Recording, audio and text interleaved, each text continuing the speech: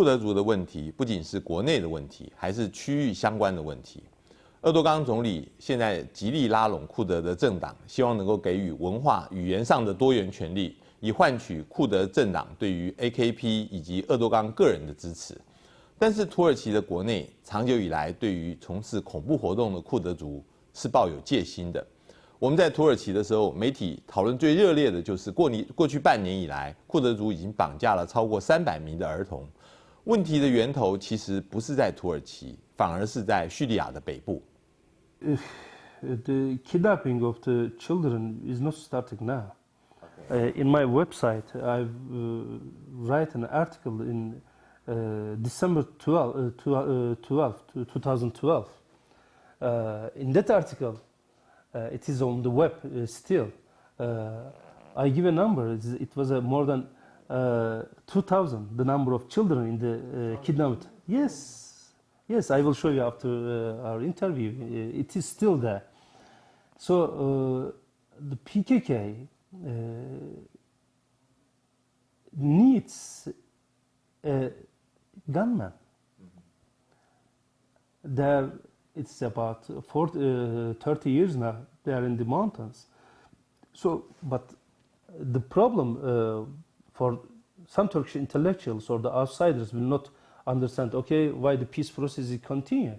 Why the people is going to mountain? Why the PKK still keep it is gunmen, militia, or why they take the children to the mountains to teach how to use guns or something like that. There are two reasons. First, the Syrian crisis. Syria, the north of Syria, the PKK has got a strong hold now. They need a gunman there. Rojava, PYD is a group of Kurdish people in Syria. PYD is a party. It is a part of PKK. PKK, there are four areas: Iran, Iraq, Syria, and Turkey. In each part, they have one group. For example, in Iraq, there are Peshak. In Syria, PYD. Now, in Syria, they get stronghold. From the beginning, when the Syrian crisis started, PYD, or PKK, actually it's a branch of PKK,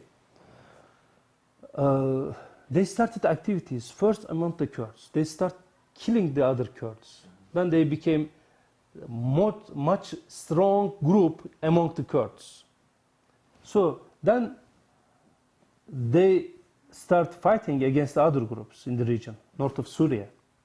The leader of PYD, Salih Muslim, says, for example, on one of his interview, if the other ethnic groups will leave Arabs and Turkmens, particularly the Arabs, they have to leave the north of Syria because these places historically belong to us. Unless they will live here, we will fight with them, then we will kill them. It's an open statement of the leader of PYD.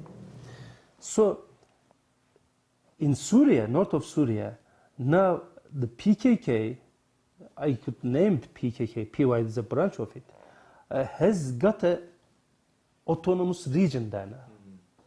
So it was the policy of the PKK such a years to have an autonomous region first, each part, in Turkey, in Syria, in Iraq.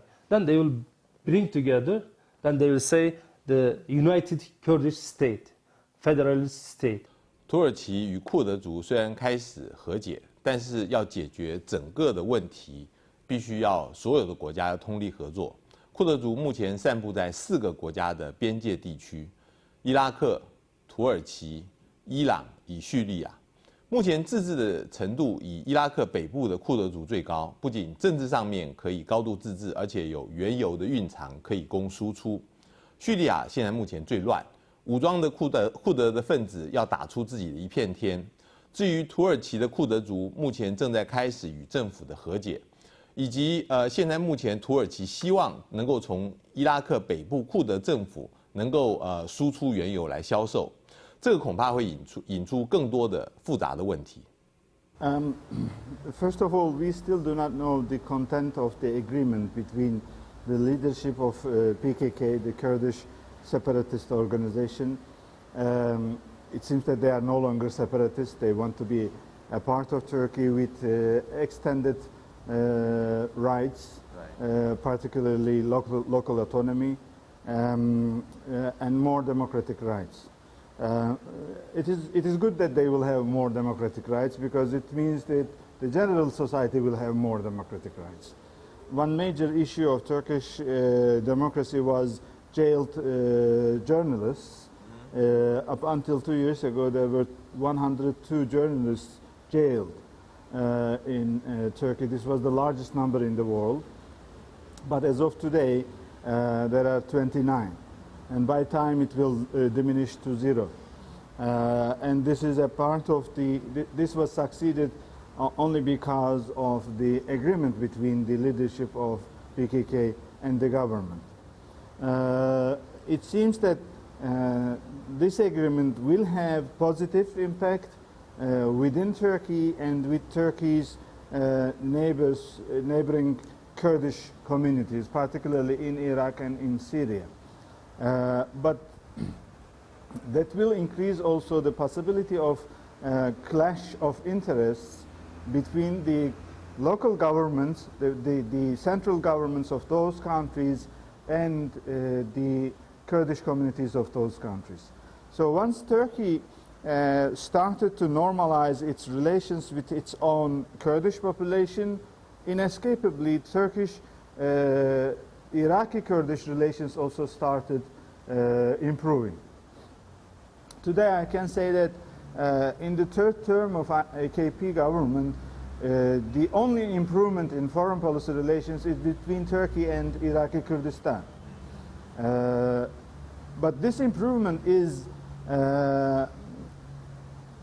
on the expense of Iraqi Kurdistan's own integrity. Turkey is having relations with Iraqi Kurdistan against the interests of the central Baghdad government. So in that sense, Turkey's improving relations with Kurdish populations in and around Turkey will certainly be realized as a challenge to the centralist governments in Syria, in Iraq certainly, maybe in Iran also. All these three countries has innegligible numbers of Kurds living in their northern zones.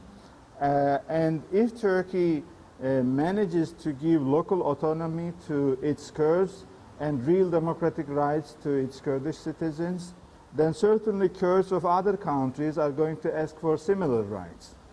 There was a kind of agreement, I don't think a written agreement, but oral agreement between the central governments of Turkey, Syria, Iraq, and Iran that neither of these countries would give more rights to the Kurds of their countries because it would have a domino effect in other countries. But apparently the agreement between Abdullah Öcalan, the leadership of PKK, and Recep Tayyip Erdogan, leader of AKP, is a kind of neglecting this oral agreement between Turkey and Syria and Iraq and most probably Iran also. By time we will start listening complaints from those central governments. We have already started hearing criticism from Baghdad saying that Turkey is behaving as if Iraqi Kurdistan is a part of Turkey and not a part of Iraq. For the time being, the Turkish government is not listening to those criticisms. At the latest event of buying and selling Kurdish Iraqi oil to European market, even United States criticized Turkish position. So in that sense, yes, we foresee a settlement of our own problems with our own Kurdish population, But that settlement may have regional repercussions that won't be so easy to solve. 鄂多刚总理希望能够同意伊拉克北部的石油借由土耳其来输送到国外，主要是要拉伊拉克的库德族来治土耳其的库德族，这让巴格达中央政府非常不满，而且恐怕就像巴尔奇教授说的，会引发骨牌效应。仅仅就库德族的问题就可以看得出来，这个地区的问题犬牙交错，彼此纠缠不清。任何一个国家像土耳其一样，想要单方改变这个现状，都会引火上身，不能够不谨慎。土耳其的过去一直是希望能够脱亚入欧，但是进入欧盟的僵局始终没有办法打开。3年前，土耳其想趁阿拉伯之春革命的时候，恢复过去的奥图曼帝国的势力范围，现在证明是个错误。走了一圈以后，现在安卡拉的外交又回到了原点，只是境内多了100万的叙利亚的难民。我们昨天谈了土耳其的政治以及它将来会碰到的难题，我们今天谈了土耳其的外交，还有它的周边的地区的形势。我们以后还是会持续为您关心土耳其以及这个地区的相关的问题。接下来我们看今天还有哪些重要的国际消息。